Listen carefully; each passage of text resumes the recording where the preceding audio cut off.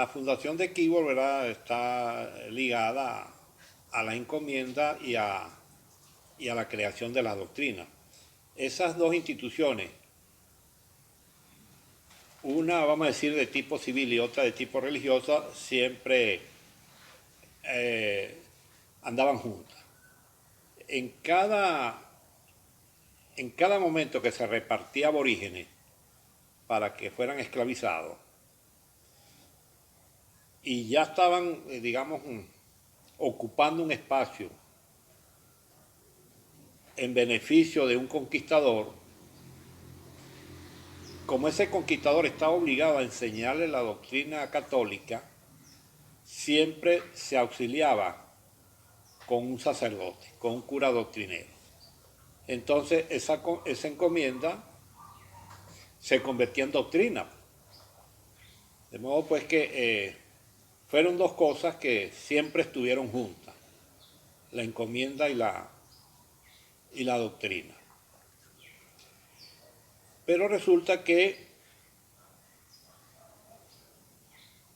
la ambición, como no tiene fin,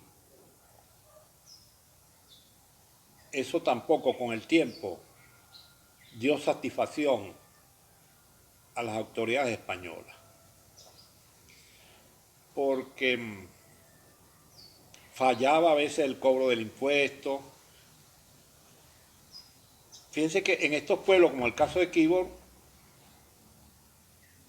el, el cura doctrinero tenía para el control del pueblo, tenía como una especie de un auxiliar que era un corregidor. Ese corregidor era una autoridad civil. Digámoslo hoy, sería un jefe civil, un prefecto, pero tenía que trabajar en el cobro de los impuestos.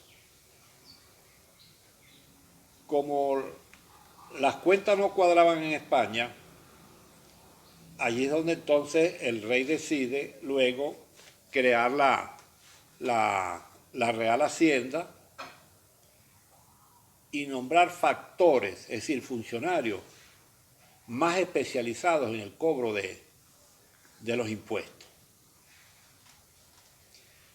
Y así va la situación hasta que finalizando el siglo XVII, desde España se decide eliminar la encomienda. ¿Verdad? Un año que no recuerdo, pero faltando como 20 o 30 años para terminar el siglo XVII, el rey de España determinó que no se dieran más encomiendas, que los aborígenes no fueran más encomendados y que los que quedaban sometidos a la encomienda, bueno, continuaran prestándole un trabajo personal, una renta personal al amo, al encomendero. Bueno, pasan unas décadas más hasta que entre 1718 y 1720 definitivamente quedan eliminadas las encomiendas. ¿En qué convierten a nuestro aborigen? En tributario. No solamente los de esta región, los de toda Venezuela, ¿verdad?, pasaron a ser tributarios directos del rey, es decir, a pagarle ya no tributo a un encomendero, sino pagarle tributo al rey. En 1776, cuando aquí viene el obispo Mariano Martí, en el informe que deja, aparece la información de que los aborígenes quiboreños le pagaban al rey de España entre 5 pesos y 2 pesos y medio. El aborigen soltero pagaba 2 pesos y medio. El aborigen casado pagaba 5 pesos. Esos impuestos ya eran cobrados por funcionarios de la Real Hacienda que digamos, se encargaban más especializados en el cobro de impuestos. Entonces, ya no era un conquistador el explotador acá, sino que era el rey, el gran explotador de nuestro pueblo. El aborigen siguió trabajando para el español, pero surgieron disposiciones que establecían que ese español tenía que pagarle un salario, tenía que pagarle lo que hoy llamamos un sueldo. Entonces, de ese pago tenía que reunir la cantidad que él tenía que pagarle de impuestos al rey de España, ¿verdad? Mientras eso ocurría, pues aquí se fueron desarrollando actividades agrícolas, ganaderas, eh, este, eh, se le dio impulso al cultivo en Venezuela, se le dio impulso al cultivo del cacao, del tabaco, luego vino el café, unido a los cultivos tradicionales de nuestros pueblos, que fueron el maíz, granos, auyama, ¿verdad? Y entonces se fue desarrollando la ganadería, el ganado vacuno, el ganado caballar, y nuestro aborigen fue aprendiendo a hacer todo ese trabajo. Pasado el tiempo, este aborigen que ya sabía esas actividades se convirtió en el campesino nuestro, ¿verdad? El campesino nuestro es heredero directo de nuestros pueblos aborígenes. Hay que señalar también que no todos los pueblos que surgieron con la conquista, con la invasión esta militar a Venezuela, tenían el mismo rango, no. Habían leyes que les daban diferencias a unos con otros, ¿verdad? En el caso de los pueblos de doctrina, como el caso de Kibor, tenía que ser habitado solamente por aborígenes y solamente dos extraños o dos extranjeros podían estar acá, el cura doctrinero y el corregidor. Al encomendero le estaba permitido estar un día en el pueblo, pero digamos, permanentemente podían estar aquí solamente el cura doctrinero y el corregidor. No se permitía la presencia de negros, de mulatos, de zambos, de personas de otras razas, de otras, digamos, de otra posición social. Solamente en este caso los pueblos de doctrina eran ocupados por indios y el cura doctrinero y el corregidor. En cambio, los pueblos de españoles o las villas españolas como el Tocuyo, Barquisimeto, Carora, para nombrar tres acá del estado Lara, allí tenían su normativa distinta. Allí era al revés, allí eran los españoles los ocupantes de los espacios del pueblo y los indios estaban alrededor de estos pueblos. Allí el que quería tener una encomienda tenía que tenerla fuera del pueblo, ¿verdad? Y en estos pueblos españoles o villas o pueblos de cristianos, como llamaban ellos, existía el cabildo, existía la figura del alcalde, de los regidores, que hoy llamamos concejales. Es decir, había toda la estructura política, de dominación política, que nos vino de España. Entonces, había tribunales, había jueces, había la fuerza policial o la fuerza militar policial para el control de la población. Y aun cuando en pueblos como Kibor, el pueblo de doctrina, se permitió un cabildo, ese cabildo prácticamente no no tenía el poder que tuvo el cabildo de los pueblos españoles, ¿verdad? Porque quedaban obligados a que existiera también un alcalde indio y 3 o 4 regidores o concejales indios. Pero la decisión final en cualquier problema la tomaba el corregidor asesorado por el cura doctrinero. En cambio, en ciudades como el Tocuyo, la cosa era distinta. Si el cabildo tomaba una decisión, esa decisión se cumplía. Entonces hay una gran diferencia de funcionamiento y de situación legal entre los pueblos de doctrina y los pueblos españoles. Y, o sea, y entonces las encomiendas se pueden asociar a lo que son hoy las grandes haciendas de los terratenientes y eso, o sea, ¿pasaron a hacer eso o no? Cuando las encomiendas desaparecen, pero no desapareció la propiedad privada, ¿verdad?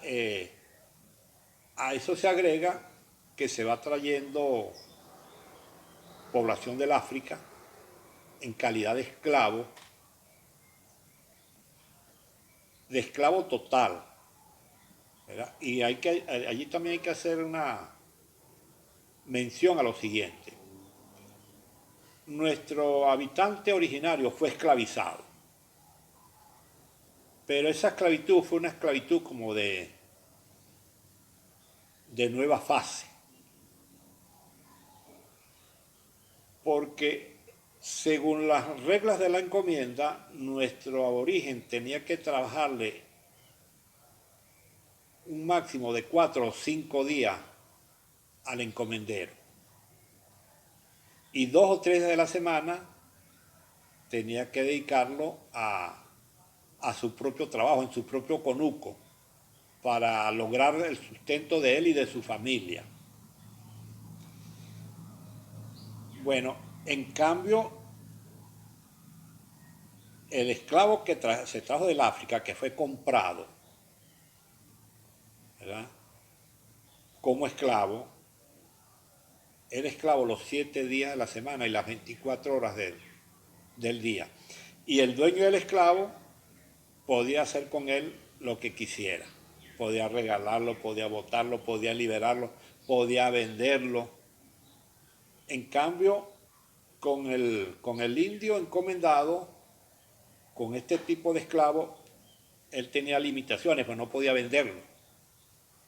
Es más, no podía someterlos a trabajos muy fuertes, porque allí intervenía el cura, el doctrinero, que se convertía en un protector de indios y elevaba las quejas a las autoridades superiores, señalando pues que tal encomendero estaba maltratando a la población aborigen. Todo esto es porque ellos entendieron que necesitaban vivo al aborigen. Ellos al principio llegaron haciendo desastres, cometieron un genocidio inmenso, gigantesco. Pues. Yo recuerdo que cuando en 1992 por primera vez un rey de España visita América, viene a México, el rey español, lo primero que hizo al tocar tierra mexicana fue pedir perdón al pueblo de América por el gran genocidio que sus antecesores cometieron aquí en la época de la conquista, porque ellos llegaron fue haciendo desastre. Cuando uno lee esas crónicas, escritas por ellas mismas, crónicas manipuladas, crónicas llenas de mentiras, crónicas escritas a favor de los triunfadores. Sin embargo, con todas esas ventajas, esas crónicas son espeluznantes por la forma como asesinaban en cosa de un momento a 500, 800 aborígenes, hacían carnicería. Pero luego entendieron que si se iban a dedicar a la tierra y a la ganadería, ¿quién les iba a trabajar? Que había que hacer lo contrario, más bien proteger y cuidar a la población que quedó viva. Eso salvó al resto de los aborígenes aquí en esta parte, cosa que no ocurrió en islas como Santo Domingo, Cuba y Puerto Rico, que allí la población aborigen fue exterminada totalmente. En cambio aquí, cuando ellos entendieron que necesitaban mano de obra, cesaron esos crímenes horrendos contra. No quiere decir que no le aplicaban leyes. Recuerden que aquí también funcionó el Tribunal de la Inquisición, ¿verdad? Contra que, digamos, cuyas sentencias eran torturas muy inhumanas, pues contra toda tortura es inhumana, pero crueles, pues, contra nuestros primeros habitantes, ¿verdad? Por el simple delito de manifestar que no creía en tal postulado católico. Era acusado de hereje y hasta podía perder la vida en una hoguera o en una horca. Entonces, pero esos eran casos ya selectivos, no eran aquellas matanzas colectivas que se dieron al principio.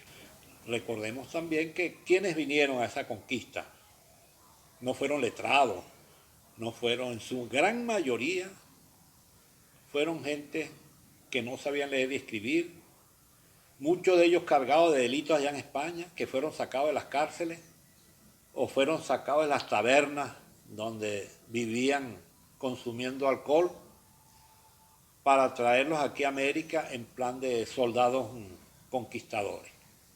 Entonces, bueno, aquí actuaron en consecuencia con ese bajo nivel de conocimiento, actuaron de una manera brutal, criminal, y no comprendieron muchas cosas del proceso social que vivían nuestros aborígenes y empezaron a acusarlos de cosas que en realidad nunca fueron así. El primer cura doctrinero de Quíbor, después de 1620, fue el padre Francisco Villafaña. En 1622, el mismo obispo Angulo, Fray Gonzalo de Angulo, le ordena que aprenda la lengua de los naturales para que los adoctrinaran esas lenguas. Cuando le llega esa orden al padre Villafaña, él queda muy sorprendido y luego hace una carta de respuesta. Por esa carta sabemos qué grupos aborígenes vivían aquí cuando ellos llegaron. Entonces, él le responde al obispo que para él era imposible cumplir con la orden que le estaba dando porque aquí habían 6 pueblos de naturales y cada uno tenía su lengua distinta. Es decir, incluso le dice ahí que ni ellos mismos se entienden.